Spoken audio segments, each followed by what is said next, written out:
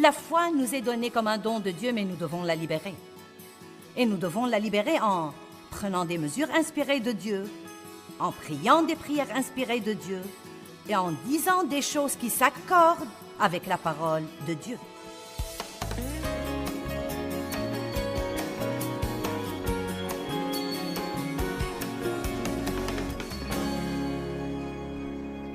Aujourd'hui, nous allons parler du doute et de la façon dont Satan utilise le doute pour nous voler notre foi. Père, je te remercie pour la parole d'aujourd'hui. Je te remercie pour la belle assemblée que nous avons aujourd'hui.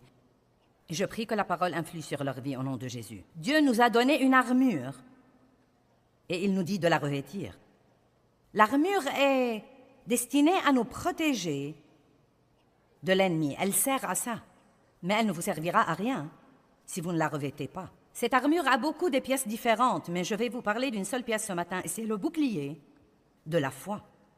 Éphésiens chapitre 6, verset 16 dit « Par-dessus tout, prenez le bouclier de la foi salvatrice par lequel vous pourrez éteindre tous les traits enflammés du malin. » Maintenant, disons que le bouclier de la foi a l'air de quelque chose comme ça. L'ennemi lance sur vous des traits. Ça ne vous sert à rien de laisser le bouclier traîner quelque part. Oh oui, j'ai les livres de la foi, j'ai les CD de la foi, j'ai les cantiques de la foi. Non, quand l'ennemi vous attaque, c'est dans ces moments-là que vous devez lever le bouclier de la foi. Cela veut dire que c'est dans ces moments-là que vous avez besoin de votre foi. C'est pourquoi la foi nous est donnée quand l'ennemi attaque. Mais le doute, qui est un parent très proche de la crainte, est utilisé pour nous voler notre foi et pour nous voler notre audace. L'ennemi ne veut pas que nous soyons audacieux, il veut que nous soyons lâches. Donc, pour vivre vraiment sans crainte, il faut apprendre à vivre sans doute. Vous savez, je crois que le doute tenace, vous prenez une décision, et alors vient le doute tenace. C'est comme avoir une mauvaise petite peau. Vous ne savez jamais quand ça va partir. Ouh, une si petite chose, mais un problème si énorme. Quelqu'un d'entre vous a eu affaire avec la petite peau du doute? Le doute vient nous attaquer à tous. Il a attaqué Abraham. Je suis sûre que le doute a même essayé d'attaquer la pensée de notre Seigneur et Sauveur Jésus-Christ. Je crois qu'il a dû lever le bouclier de la foi. Abraham a dû lever le bouclier de la foi. Quand le doute nous assaille, vous ne devez pas dire « Ah, si seulement je n'avais pas un tel problème avec le doute ». Vous devez lever le bouclier de la foi et vous devez dire « Je crois que tout ce que le Seigneur Dieu m'a dit arrivera ». Regardons Actes chapitre 27, à partir du verset 14. Paul était dans un bateau avec plusieurs personnes et devinez quoi? Une tempête violente s'est levée. Comme quand Jésus était dans la barque avec ses disciples et qu'il a dit « Passons à l'autre bord ». Et la toute première chose qui est arrivée ensuite était une tempête violente, un ouragan qui s'est levé. Presque chaque fois que vous décidez, que vous prenez une décision, vous décidez de réussir dans la vie, vous vous engagez à faire quelque chose que vous croyez que Dieu veut que vous fassiez, et la toute première chose à laquelle vous pouvez vous attendre est une tempête. J'ai horreur de vous dire ça. J'aimerais mieux vous dire que ce n'est pas le cas, mais ce serait vous dire ce que vous voulez entendre et non pas la vérité si je le faisais. Il va y avoir une tempête. Mais un peu après, un vent impétueux, un vent d'ouragan qu'on appelle Euroclydon, se déchaîna en fait sur l'île. Et quand le bateau fut emporté, sans pouvoir lutter contre le vent, nous nous laissâmes aller à la dérive. Filant sous le couvert d'une petite île appelée Coda, nous avons réussi de justesse à maîtriser le canot. Après l'avoir hissé à bord, on a eu recours aux moyens de secours et il continue à raconter toutes les choses différentes qu'ils ont faites. Et ensuite, Paul dit, verset 22, « Mais maintenant je vous exhorte à être de bonne humeur et à avoir bon courage. » Donc, en plein milieu de cette horrible tempête, Paul dit, « Maintenant, je vous exhorte à être de bonne humeur. » Vous savez, c'est plutôt dur, n'est-ce pas, quand vous avez une tempête dans votre vie, d'être content et d'avoir une bonne attitude. Et pourtant, la Bible nous dit de garder notre joie. En ce monde, vous aurez des tribulations, dit Jésus. Ayez bon courage. Ayez bon courage. Allez, j'ai du mal aujourd'hui à vous faire sourire, encore moins rire. Ayez bon courage. Car j'ai vaincu le monde. Donc Paul dit, je vous exhorte à être de bonne humeur. La joie est puissante si vous ne la perdez pas. Et à avoir bon courage, car aucun de vous ne périra, et il n'y aura de perte que celle du bateau. Car cette nuit, un ange du Dieu, à qui je suis et que je sers, est venu à moi, et il m'a dit, « Ne crains point, Paul, il faut que tu comparaisses devant César, et voici Dieu t'a donné tous ceux qui naviguent avec toi. » Donc maintenant j'aime ça. Ayez donc bon courage les hommes, car j'ai confiance complète en Dieu, qu'il en sera exactement comme il m'a été dit. Or, c'est dans ces moments-là que vous devez dire, quand vous êtes en plein milieu de la tempête, c'est dans ces moments-là que vous devez dire, je crois qu'il en sera exactement comme Dieu a promis dans ma vie. Nous devons non seulement le chanter à l'église, mais encore le dire dans la tempête. Je crois qu'il en sera exactement comme Dieu m'a dit. Je ne sais pas quand, je ne sais pas comment, et en réalité, la vérité est que j'ai décidé de ne pas m'inquiéter. Je vais laisser tout ça à Dieu et je vais aller et jouir de tous les jours de ma vie que Dieu me donne parce que Dieu travaille sur ma situation et que je crois. Je crois que nous levons le bouclier de la foi en libérant notre foi par nos paroles. Vous voyez, la foi est une force qui nous a été donnée par Dieu et qui réside au-dedans de nous. Mais pour que la foi nous serve, elle doit être libérée. Et je crois que nous libérons la foi par les paroles, par la prière et par les actes. Je crois que je libère ma foi chaque fois que je viens de ce petit coin là-bas et que je sors ici et que je me tiens debout devant vous et que j'ouvre ma bouche. Ça, c'est mon acte de foi. Et en réalité, vous savez, je n'ai pas peur de faire ça, je l'ai tellement fait. Mais quand j'ai marché de là jusqu'ici pour la première fois ce matin, j'ai pensé, eh bien Seigneur, c'est reparti. Vous savez, vous croyez que je me sens toujours ointe pour faire ça et que je sens que j'ai la meilleure chose à dire? Parfois, ce n'est pas le cas. Vous savez, c'est comme, eh bien... Vous savez, mais je trouve que quand je sors ici, que c'est mon acte de foi, de compter sur Dieu pour se montrer, et bien des fois, je ne sens pas qu'il est avec moi avant que je ne fasse ça. Vous voyez bien, des fois, nous voulons toutes les preuves que Dieu travaille dans nos vies avant que nous fassions quoi que ce soit. La foi nous est donnée comme un don de Dieu, mais nous devons la libérer. Et nous devons la libérer en prenant des mesures inspirées de Dieu, en priant des prières inspirées de Dieu, et en disant des choses qui s'accordent avec la parole de Dieu. Donc, quand le doute vient, le moyen de lutter contre le doute, c'est de douter de votre doute. Et quand le diable vous donne la pensée de doute, dites « je doute de ce doute » et « je crois fermement qu'il en sera exactement comme Dieu m'a dit qu'il en sera ». Je ne crois toujours pas que nous avons vraiment la moindre idée. Non, mais je me prépare à écrire un nouveau livre sur la bouche, donc j'ai étudié vraiment pendant plus d'1 an. J'ai étudié la puissance des paroles. Et croyez-moi, je ne reviens pas de mon étonnement des trucs stupides que nous disons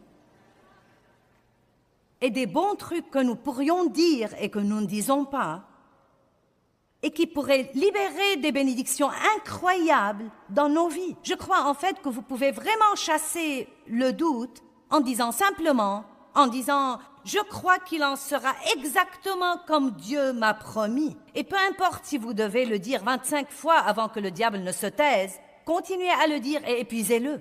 Je crois qu'il en sera exactement comme Dieu m'a dit qu'il en sera. Allez, rendez gloire à Dieu.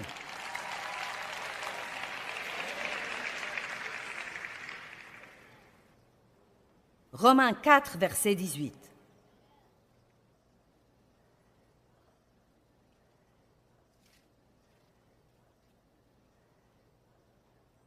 Abraham, contre toute espérance, crut avec espérance. Il a dû avoir de très, très, très mauvaises circonstances. Il avait une promesse de Dieu. Rien ne se passait selon le calendrier qu'il aurait choisi. C'était en partie de sa faute parce qu'il a marché selon la chair et puisque Dieu n'allait pas assez vite, il Lui et Sarah ont élaboré leur propre plan et je crois que ça a retardé l'exaucement de Dieu. Abraham, contre toute espérance, crut avec espérance qu'il deviendrait le père d'un grand nombre de nations, selon ce qui lui a été promis. Il avait une promesse de Dieu. Ça a pris longtemps. Les choses ne se produisaient pas. Il a dû regarder son corps qui était quasiment mort. Il a dû regarder Sarah, qui était stérile et bien au-delà de l'âge d'avoir des enfants. Tous les deux, je suis sûre, étaient un vrai gâchis, si vous jugez sur les apparences. Et pourtant, ils avaient une promesse de Dieu comme quoi ils auront un enfant et qu'Abraham sera le père d'un grand nombre de nations. Il ne faiblit pas dans la foi en considérant son corps déjà amorti, qui était quasiment mort, puisqu'il avait près de 100 ans. Ou en considérant l'état de mort du sein de Sarah. Tout était mort là. Maintenant, regardez ça. Il n'a pas manqué de confiance et n'a pas succombé au doute concernant la promesse de Dieu, mais au contraire, il fut fortifié par la foi et il a ouvert sa bouche et il a dit quelque chose qui allait libérer sa foi. Il attendait, le doute est venu, les questions sont venues, l'hésitation est venue, ils l'ont attaqué et il a ouvert la bouche. Et il a loué Dieu et il l'a glorifié. Dieu, je te loue et je te remercie pour ta promesse pour moi. Et te remercie, Dieu, car tu n'es point un homme pour mentir. Je sais, Dieu, que tu travailles et je crois que je verrai le résultat de ma foi. Vous savez quoi, nous parlons beaucoup, mais je me demande combien d'entre vous dans cette salle disent ce qu'il faut au bon moment. Ce que nous faisons quand nous avons des problèmes, c'est d'appeler un ami et de ronchonner. Nous appelons quelqu'un que nous connaissons et nous murmurons. Nous voulons que tout le monde nous plaigne. Et ça réconforte notre chair, mais ça ne nous sert à rien spirituellement. Amen. Je prêche mieux que vous ne réagissez. Je vais m'arrêter si vous ne vous redressez pas. N'est-ce pas vrai? Non, mais nous ne parlons que de fêtes ici aujourd'hui. Nous avons tous les mêmes tentations. Mais tôt ou tard, nous devons arrêter de céder à la chair chaque fois qu'il y a une tempête et de jeter toute notre foi par la fenêtre, alors que c'est dans ces moments-là que nous devons lever le bouclier de la foi. Et vous savez, j'ai oublié à quel point ce truc était lourd. La dernière fois que nous l'avons utilisé, un type le portait, et je lui avais demandé de le sortir de la caisse des accessoires parce que je voulais l'utiliser. Et quand je l'ai vu, j'ai pensé, oh mon Dieu! Et donc j'ai pensé, eh bien, c'est très lourd, n'est-ce pas? Donc j'ai dit, eh bien, je ne sais pas, peut-être que je ne l'utiliserai pas ce matin, c'est très lourd. Je ne sais pas si je peux le prendre et l'utiliser autant que je voudrais. Et je veux vous faire remarquer que, vous savez, parfois, lever ce bouclier de la foi demande un peu plus d'efforts que nous ne voudrons peut-être faire, car vous ne savez jamais combien de fois par jour il va falloir lever ce truc pour vous protéger des traits enflammés du malin. Tout ce que Dieu nous demande de faire n'est pas facile. Il nous a donné le bouclier. Mais vous savez ce que j'aurais si je levais ce bouclier assez longtemps? J'aurais un muscle dans ce bras droit. Et c'est ce dont nous avons besoin. Nous avons besoin de plus de muscles qui viennent d'utiliser notre foi. Alléluia. Il fut fortifié par la foi comme il rendait gloire et louange à Dieu. Et non pas comme il murmurait et ronchonnait et se plaignait. Marc chapitre 5, verset 22. Et un des chefs de synagogue, nommé Jairus, cet homme vint à Jésus, et voyant Jésus, il se jeta à ses pieds, et il a commencé à l'adorer. Je veux que vous essayiez d'imaginer cette histoire que je vais vous raconter comme nous étudions ça. Et il le supplia instamment en disant, « Ma fille est près de mourir, viendrais-tu lui imposer les mains afin qu'elle soit guérie ?» Je parie qu'il était très excité de parler à Jésus. Il avait entendu parler des miracles. Il n'y avait aucun espoir pour sa fille. Waouh! Quelle percée j'ai trouvé Jésus! J'ai eu l'occasion de lui parler ici, pour 1 minute. Peut-être qu'il viendra. Jésus s'en alla avec lui. Une grande foule continuait à le suivre et le pressait de tous les côtés et presque le suffoquait. Et une femme qui avait une perte de sang depuis 12 ans et qui avait beaucoup souffert entre les mains de plusieurs médecins et avait dépensé tout ce qu'elle possédait sans aucun soulagement.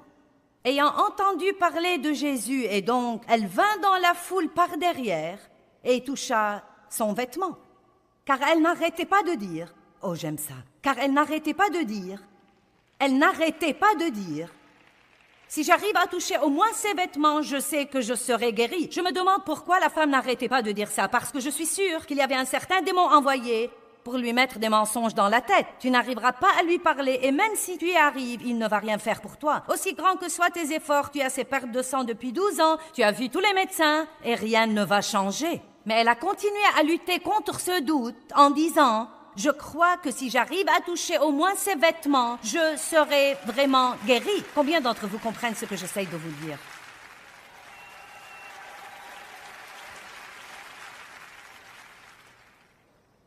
Nous devons commencer à dire des choses dans nos tempêtes qui nous servent à quelque chose, et non seulement parler de la tempête. La Bible dit que nous pouvons parler à la montagne, non pas de parler de la montagne. Elle nous dit de lui parler et de lui dire où aller. Alléluia.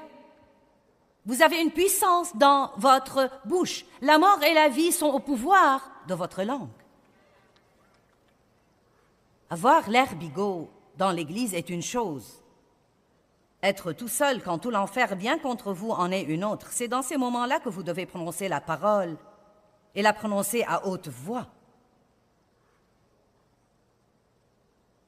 Imaginez cette scène. Donc maintenant, cette femme s'approche. À l'instant, sa perte de sang s'arrêta et soudain, elle sentit dans son corps qu'elle était guérie de son mal pénible. J'aime les soudains de la Bible. Bonté divine, cette femme avait saigné 12 ans. Je ne sais combien de médecins l'ont vue. Elle a dépensé tout ce qu'elle possédait. Et maintenant, soudain, certains d'entre vous ont un soudain qui vous attend dans votre vie.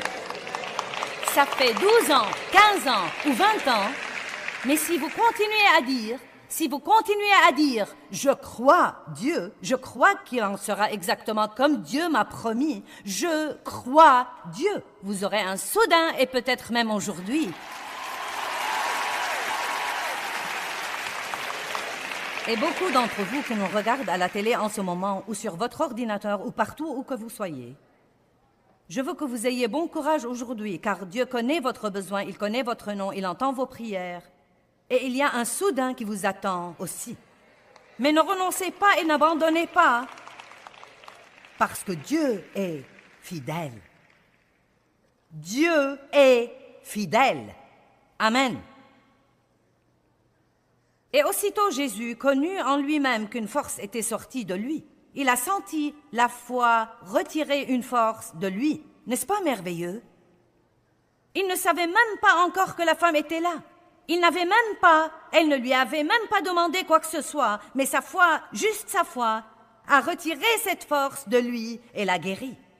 Maintenant, nous avons toujours Jairus debout là, devant supporter tout ça, sachant que sa fille est mourante. J'ai pensé ce matin à quel point toute cette chose a dû être frustrante et déconcertante et irritante pour lui. Et maintenant, Jésus va prendre le temps pour parler à cette femme par-dessus le marché. Jésus a cette habitude agaçante. Il s'arrête pour les gens. N'est-ce pas étonnant? Il s'arrête, en fait, pour les gens souffrants.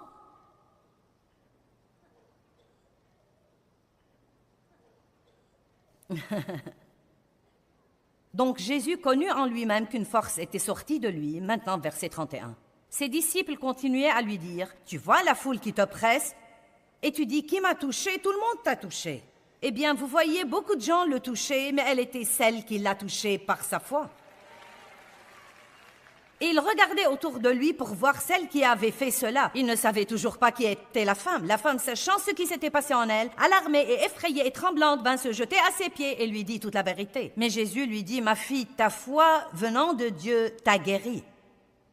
Va en paix et sois continuellement guérie de ton mal physique pénible. Comme il parlait encore, survinrent de chez le chef de la synagogue des gens qui disent à Jairus: ta fille est morte. Et tout le monde dit: oh! Imaginez pour un instant ce qu'il a ressenti à ce moment.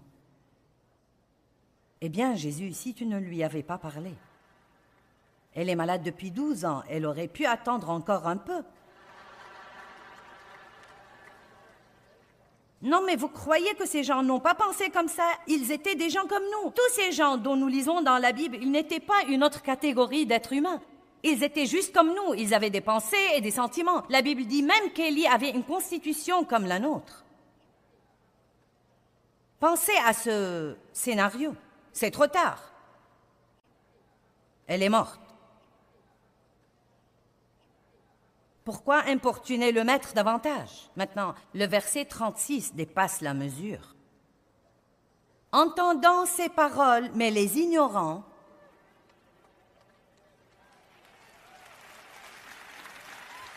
entendant ces paroles, mais les ignorant, Jésus dit au chef de la synagogue, « Jairus, ne t'alarme pas et ne crains pas, crois seulement. » Oh mon Dieu, quelqu'un devrait se réjouir maintenant.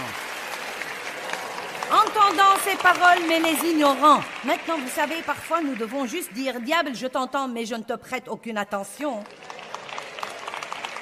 Car je crois qu'il en sera exactement comme Dieu me l'a dit. Mes amis, vous avez des choses à dire quand vous rentrez à la maison. Combien d'entre vous comprennent ça? Entendre, mais ignorer. C'est ce que vous devez faire avec le doute. Le diable vous dit, tu ne l'auras pas. Vous lui dites, hein? Tu rigoles? Et, excuse-moi, nous sommes en train de parler des promesses de Dieu. Nous ne parlons pas de n'importe qui ici, nous parlons de la parole de Dieu. Nous parlons de ce que Dieu a dit qu'il ferait. Et comment oses-tu me dire que je ne l'aurai pas? Nous reviendrons sur ce point, mais à vrai dire, il ne s'agit pas tant d'un problème avec Dieu que d'un problème avec nous-mêmes. Je crois que notre doute vient parce que nous doutons de nous-mêmes beaucoup plus que nous ne doutons de Dieu. Nous croyons que Dieu le fera, mais nous ne sommes pas sûrs qu'il le fera pour nous. Nous devons donc résoudre ça. Nous devons parler de ce que ressent Dieu pour nous, et comme il nous voit, même au beau milieu de toutes nos imperfections. Êtes-vous prêts à faire un peu de ça? Pour obtenir quoi que ce soit de Dieu, nous devons nous approcher avec assurance du trône. Non pas dans la peur et le doute et l'incroyance. Jacques 1 dit très clairement que quand nous avons un problème, nous pouvons aller à Dieu et lui demander de répondre à notre besoin et qu'il le fera sans reproche ni critique. Jacques 1. Sans reproche ni critique. Qu'est-ce que cela veut dire? Il ne déterre pas les vieux péchés. Il ne parle pas de toutes les choses que nous avons faites pour nous dire ensuite qu'il ne peut pas nous aider à cause de toutes nos fautes. Quel que soit ce que nous avons fait, si nous allons à Dieu, il nous donnera la sagesse et nous montrera que faire dans notre situation. Mais la Bible dit que vous devez demander sans doute, dans la foi, en croyant. Car celui qui doute est semblable au flot de la mer agité par le vent debout dans deux directions différentes. Et pour moi, il n'y a rien de plus malheureux que d'être entre deux endroits, incapable de décider lequel vous croyez. Nous allons soit croire Dieu, soit croire l'ennemi. Nous allons soit croire Dieu, soit croire nos sentiments. Nous allons soit croire Dieu, soit croire ce que nous disent les gens. Nous allons soit croire Dieu, soit croire notre pensée et croire nos circonstances. Et je crois que vous êtes là depuis assez longtemps pour savoir que Dieu a une meilleure réputation que tous les autres réunis. Dieu connaît toutes les erreurs que nous avons jamais faites, et il connaît toutes les erreurs que nous ferons à l'avenir, et pourtant il choisit toujours de nous aimer et de travailler par nous. N'ayez pas peur de vous approcher de lui avec assurance et confiance. Dieu vous aime, et il récompense ceux qui le cherchent diligemment. N'abandonnez jamais. Croissez dans votre relation avec Dieu et n'abandonnez jamais.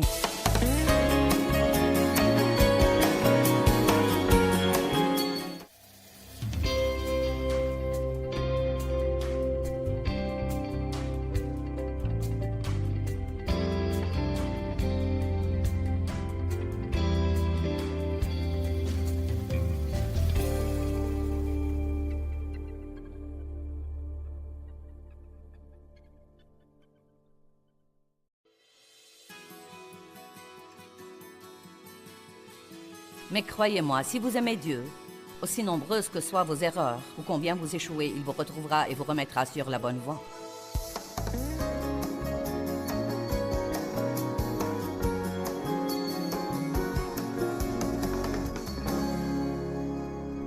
Pour obtenir quoi que ce soit de Dieu, nous devons nous approcher avec assurance du trône.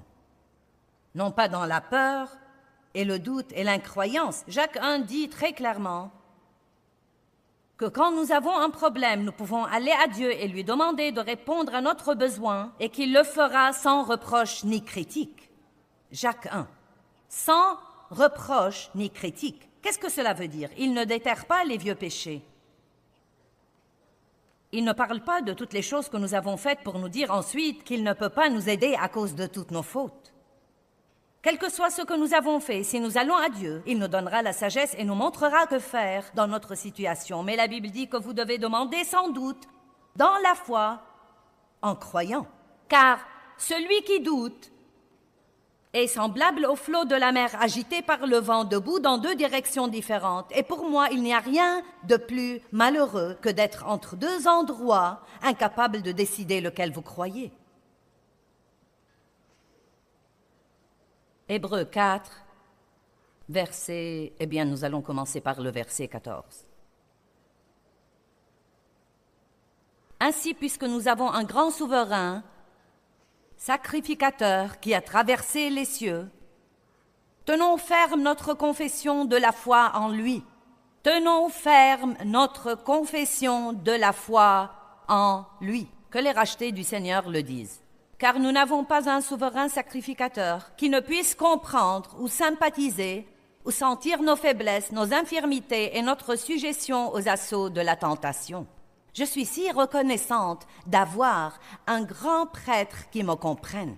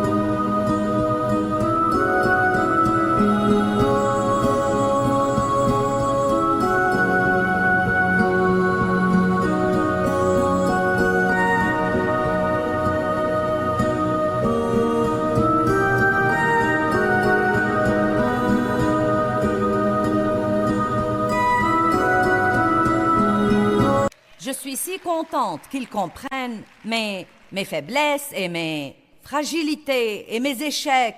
Et quand j'ai peut-être un jour où je ne me sens pas aussi forte qu'en d'autres jours, je suis si contente d'avoir un sauveur qui n'exige pas que je sois parfaite à 100% tous les jours pour que je puisse avoir une relation avec lui. Et j'en ai vraiment assez d'avoir des gens dans ma vie qui veulent cette perfection. Non, mais ma famille n'est pas comme ça, mais je rencontre parfois des gens qui, vous savez, veulent faire ma connaissance, mais ne veulent pas que je sois une personne. Vous faites tous face à ça, n'est-ce pas? Des gens qui disent qu'ils veulent avoir une relation intime avec vous, ils veulent être proches de vous, et dès qu'ils apprennent un peu trop, vous devenez tout à coup leur nouvelle cible de commérage. Je crois que nous avons eu tellement de ça que c'est absolument incroyable. C'est la raison principale pour laquelle les gens deviennent de plus en plus isolés et ne veulent même pas se rapprocher des autres parce qu'ils en ont vraiment assez de tout ce drame et ces absurdités. Y a-t-il quelqu'un ici qui en a assez d'être déçu par les gens? Mais vous savez quoi? Je ne vais pas perdre espoir en eux. Dieu n'a pas perdu espoir en moi, et je ne crois pas que nous puissions perdre espoir l'un en l'autre. Pensez-y, comme c'est beau d'avoir un grand prêtre qui comprenne. Approchons-nous, donc, sans peur et avec assurance du trône de la grâce afin que nous recevions le secours dont nous avons besoin pour nous aider au moment opportun. Comment faut-il venir? Avec assurance. Avec assurance. Eh bien, c'est dur à faire quand vous avez été mauvais, n'est-ce pas? Quand vous avez été mauvais, oh Dieu, oh Dieu. Ce que vous devez faire, c'est dire, Dieu, je suis désolé pour mes péchés. Je suis très désolé. Pardonne-moi, s'il te plaît. Et maintenant, dans l'obéissance à ta parole, je vais prier pour ma situation. Je vais faire ça avec assurance, parce que sinon, je n'aurai rien de toi. Nous devons apprendre à être audacieux par la foi, à être confiants par la foi, à être intrépides par la foi. Le diable adore quand nous commençons à croire que Dieu ne peut rien faire pour nous parce que nous sommes trop mauvais pour qu'il fasse quoi que ce soit pour nous. Laissez-moi vous dire quelque chose, vous n'êtes pas trop pour Dieu. Et pas seulement ça, vous ne le surprenez pas. Tout le mal que vous faites, il le savait déjà avant que vous ne l'ayez fait. Alléluia! Jérémie 1, 4, 5. Avant de te façonner dans le sein de ta mère, je te connaissais et je t'ai établi comme un instrument que j'ai choisi. Que veut dire je te connaissais? Cela veut dire qu'il savait tout sur vous, toutes les erreurs, toutes les bonnes choses, toutes les mauvaises choses. Mais Dieu voit nos cœurs. N'êtes-vous pas content qu'il voit vos cœurs? Eh bien, le doute de soi-même. Qu'est-ce qui se passe dans votre pensée? Est-ce que vous jugez chacun de vos mouvements? Oh, je n'aurais pas dû faire ça. Je n'aurais pas dû dire ça. Je n'aurais pas dû acheter ça. Je n'aurais pas dû aller là. Je n'aurais pas dû manger ça. Croyez-moi.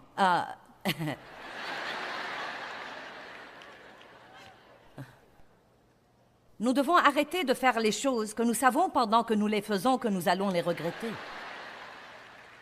Dès que vous avalez la dernière bouchée, vient la condamnation. Oh, je n'aurais pas dû. Non, mais pensez-y avant de le manger, et si vous voulez le manger, mangez-le dans la foi et ne regrettez pas de l'avoir fait. Et si vous ne pouvez pas le manger dans la foi et en jouir, à ce moment-là, ne le mangez pas pour commencer. Non, mais Dieu m'a vraiment appris ça. Ne faites pas des trucs si vous allez ensuite souhaiter ne pas les avoir faits. Si vous allez faire quelque chose, jouissez-en, sinon ne le faites pas. Et tout ce que vous devez faire, c'est d'avoir une meilleure planification et de savoir que vous ne pouvez pas dire oui à vous-même tout le temps, mais que vous pouvez le dire parfois. J'aime l'attitude de Paul. Regardons 1 Corinthiens 4. Certains jugeaient Paul pour déterminer s'il était vraiment un apôtre fidèle. Et je veux que vous écoutiez sa réponse, verset 3. 1 Corinthiens 4, 3. Mais quant à moi personnellement, il m'importe fort peu d'être jugé par vous sur ce point et que vous ou n'importe quel autre tribunal humain s'enquête sur moi ou me questionne ou me fasse subir un interrogatoire. Je ne me juge pas non plus moi-même. Il y a de la liberté là. Il y a de la liberté là. Il dit, je n'examine pas mentalement chaque mouvement que je fais pour essayer de décider s'il est bon ou mauvais. Vous savez ce qu'il dit ensuite? Je ne me sens coupable de rien et je me sens innocent, mais je ne suis pas justifié et disculpé devant Dieu juste parce que je me sens innocent. C'est le Seigneur lui-même qui m'examine et me juge. J'aime ça. Il a dit, je ne sais pas si je suis coupable de quelque chose ou pas. Je n'ai pas l'impression de l'être, mais qui sait, je pourrais l'être. Cependant, je ne vais pas vivre ma vie en examinant chaque mouvement que je fais et en me jugeant moi-même et en me critiquant. Je vais faire confiance à Dieu, comme quoi si je fais quelque chose qu'il n'aime pas vraiment, il apportera assez de conviction dans ma vie pour me le faire comprendre et il s'y prendra avec moi d'une telle façon que j'arrêterai de le faire. Il y a de la liberté dans la salle aujourd'hui. Amen. Je sais qu'il y a des personnes ici aujourd'hui qui en ont assez d'entendre ce que vous n'êtes pas et ce que vous devriez être et que vous n'êtes pas et ce que vous avez fait et que vous n'auriez pas dû faire. Et vous êtes comme « Diable, tais-toi » Mais vous savez quoi? Il ne va jamais arrêter d'avoir un effet sur toute personne qui ne sait pas qui elle est en Christ. Vous devez savoir que Dieu vous aime. Il ne vous aime pas parce que vous faites tout comme il faut. Il vous aime parce que vous voulez faire ce qu'il faut. Il vous aime parce que vous êtes là ce matin pour apprendre. Il aime ceux d'entre vous qui sont toujours avec moi et regardent cette émission. Vous n'avez pas mis la chaîne de la dame folle qui prêche puis changé de chaîne immédiatement. Je ne crois pas que je suis folle, mais je sais que certains le croient. Mais si vous m'écoutez assez longtemps, vous pourrez avoir un changement dans votre vie dont vous avez désespérément besoin. Dieu vous aime et vous apprécie parce que vous êtes ouvert à la vérité, vous voulez savoir la vérité, vous voulez apprendre, vous voulez grandir, vous devez savoir qui vous êtes en Christ. Comment pouvez-vous penser, après avoir fait ce genre de sacrifice pour venir et entendre Dieu, qu'il n'est pas content de vous? Eh bien oui, mais ce matin, j'ai été impatiente avec une de mes amies en venant ici. Et tu sais, quand je garais, j'ai été un peu méchante avec quelqu'un là-bas. Tu sais, ensuite, j'ai été plutôt frustrée dehors, aux tables du matériel spirituel. Et une dame m'a poussée et j'ai voulu la renverser. Non mais, après tout... Quel genre de chrétienne suis-je? Non mais... Ça ne va me servir à rien d'être ici. Je doute que je puisse en retirer quoi que ce soit. Je doute. C'est dans ces moments-là que vous devez chercher le bouclier de la foi et dire « Minute, je crois que Dieu est content de moi et qu'il comprend mes faiblesses et mes infirmités parce qu'il a été tenté en toutes choses comme moi, mais sans commettre de péché. J'ai Jésus dans ma vie parce que je ne suis pas parfait. » Allez, j'essaye de vous soulager de la pression aujourd'hui. Matthieu 3, 16. Dès que Jésus fut baptisé, il sortit de l'eau et s'éloigna. Et voici que les cieux s'ouvrirent, et Jean vit l'Esprit de Dieu descendre comme une colombe et venir sur lui. Et voici qu'une voix venant des cieux disait, « Celui-ci est mon Fils bien-aimé, en qui j'ai mis toute mon affection. » La même chose est arrivée de nouveau sur le mont de la Transfiguration. Une voix est venue du ciel disant encore une fois, « Celui-ci est mon Fils bien-aimé, en qui j'ai mis toute mon affection. » Écoutez-le. Donc nous voyons ces paroles venir du ciel 2 fois dans la vie de Jésus. « Celui-ci est mon Fils bien-aimé, en qui j'ai mis toute mon affection. » Donc vous savez, nous pouvons plutôt comprendre ça et le saisir parce qu'après tout, c'était le parfait Jésus.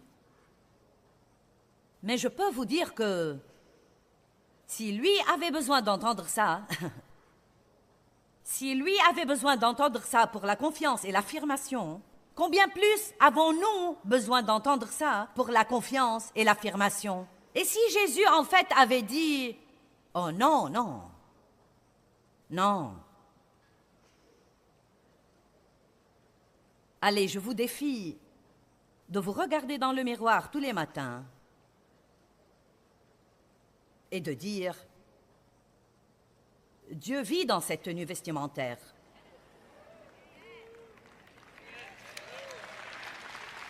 Dieu vit en moi. Je suis partenaire avec Dieu. Il a envoyé son Fils pour mourir pour moi. Et je déclare avec assurance que bien que je ne fasse pas tout parfaitement bien et que je vais probablement faire quelques erreurs aujourd'hui, Dieu est content de moi. Allez, avez-vous autant de courage? Avez-vous autant de courage? Pouvez-vous faire ça? Et je sais en ce moment que certains ont déjà envie de rentrer sous terre. Ils se disent, eh bien, vous ne sentez pas cet écrasement? C'est le diable qui essaye d'écraser votre esprit, vous savez. Comment pourrais-je dire ça avec les choses que je fais? Je n'ai pas dit que Dieu est content de tout votre comportement. Qui vous êtes et ce que vous faites sont 2 choses différentes. Il est content que vous soyez là et il vous a amené ici pour vous corriger. Mais cela ne veut pas dire qu'il ne vous aime pas. Il ne vous aime pas moins parce que vous avez besoin de correction. Écoutez, aucun de mes quatre...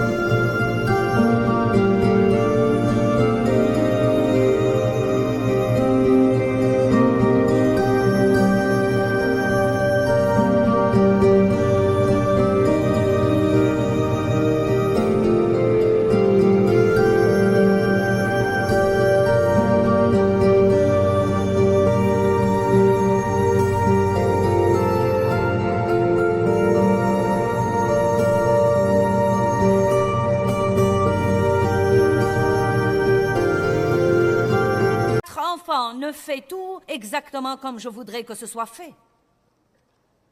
Nous n'allons même pas parler de ça.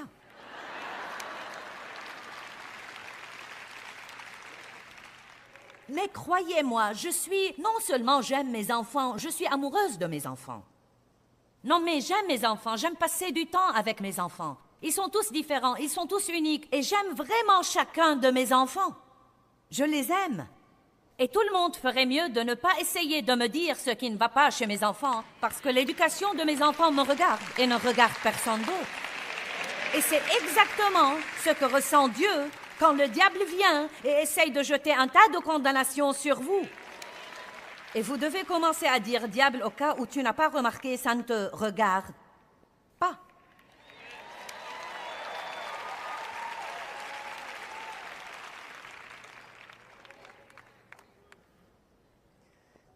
Ceux qui s'approchent de Dieu doivent croire que Dieu existe et qu'il est le rémunérateur de ceux qui le cherchent diligemment. Vous êtes ici aujourd'hui pour chercher Dieu diligemment. Beaucoup d'entre vous regardent l'émission de télé jour après jour, après jour, après jour, après jour, après jour. Et Dieu vous réserve une récompense pour votre diligence. La diligence est payante. Nous n'avons pas de récompense parce que nous faisons ce qu'il faut une seule fois. Nous avons une récompense parce que nous continuons à le faire, nous continuons à le faire, nous continuons à le faire et nous continuons à le faire. Et laissez-moi vous dire, le diable ne va pas perdre espoir en vous, mais Dieu ne va pas le faire non plus. Et si vous prenez la décision de ne pas abandonner, devinez qui va gagner. Vous et Dieu ensemble pouvez vaincre qui que ce soit.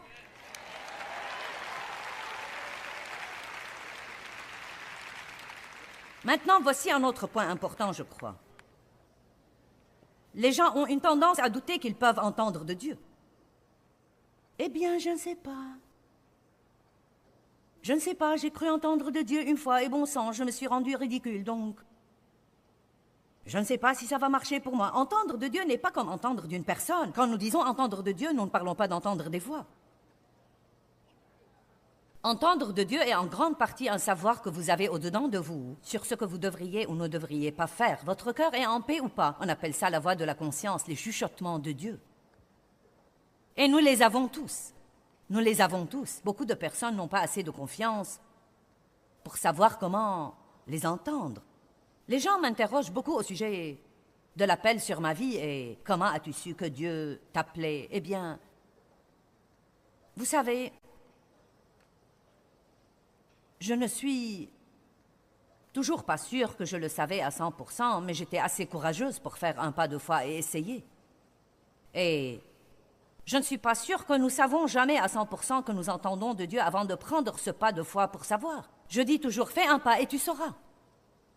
Faites de votre mieux pour croire que ce que vous faites est la volonté de Dieu et ne faites pas une chose vraiment stupide qui vous causera toutes sortes de problèmes s'il s'avère que vous avez tort. Mais faites un tout petit pas de foi et voyez si c'est de Dieu. J'ai commencé à donner une étude de Bible et les gens venaient. Et 5 ans plus tard, ils venaient toujours. Ils venaient quand il pleuvait, ils venaient quand il neigeait. Ils venaient. Quand j'ai d'abord commencé à donner mon étude de Bible à la maison, j'étais là, en short court, et je soufflais la fumée dans leur figure. Vous pouvez voir le tableau? Non, mais je fumais une cigarette après l'autre. La pièce était envahie par la fumée, nous ne pouvions même pas nous voir. Mais vous savez quoi? Certains des cerveaux bigots ne peuvent pas comprendre ça. Dieu m'avait ointe. Et il ne m'a pas ointe parce que je fumais. Il ne m'a pas ointe parce que je n'étais pas habillée correctement. Il m'a ointe parce qu'il savait que je l'aimais et il savait que j'étais ignorante. Et il m'a donné la grâce dans mon ignorance et il savait que je le laisserais marcher avec moi et me changer avec le temps. Allez!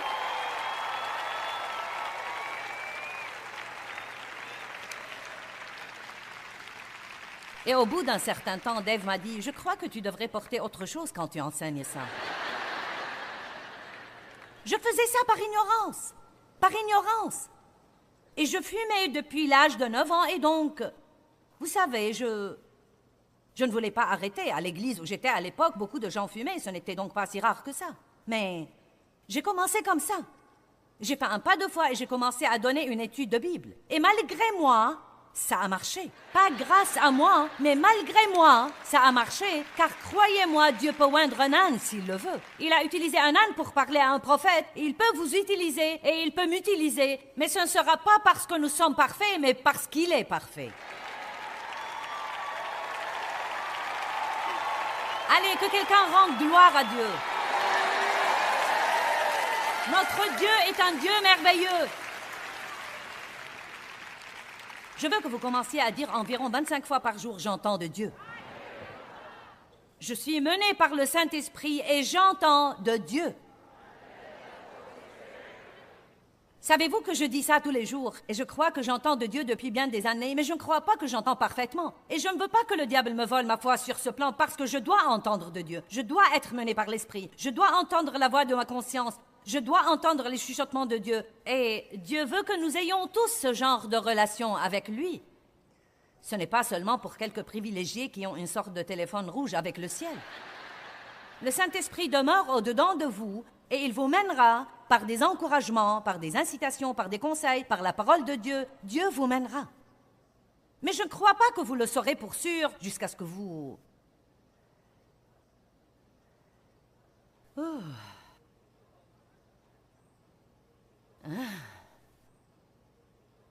J'ai commencé une deuxième étude de Bible dans la maison d'un ami. Les gens y venaient aussi.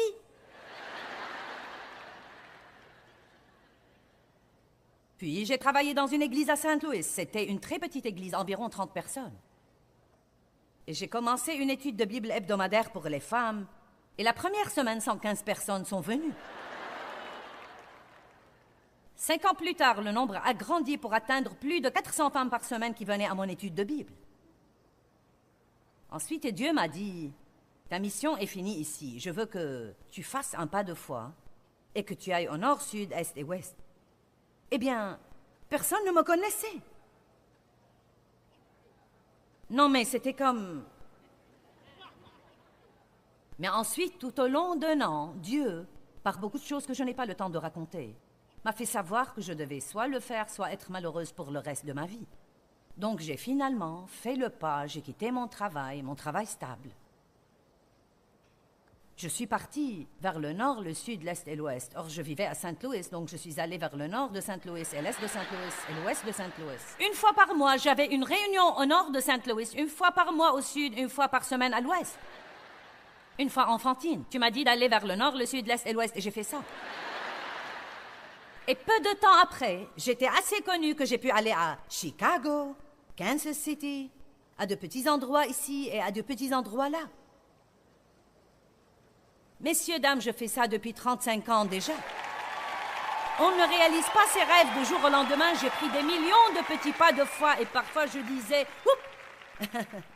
Ça n'a pas marché. La première fois que je suis passée à la télé, ce n'était pas le temps de Dieu. J'ai décidé. Et j'ai pensé faire un talk show. Donc, j'ai pris 3 ou 4 de mes employés et nous avons loué un studio et j'allais avoir un talk show. Mais je répondais aux questions. Je posais les questions et j'y répondais. Je ne les laissais jamais parler.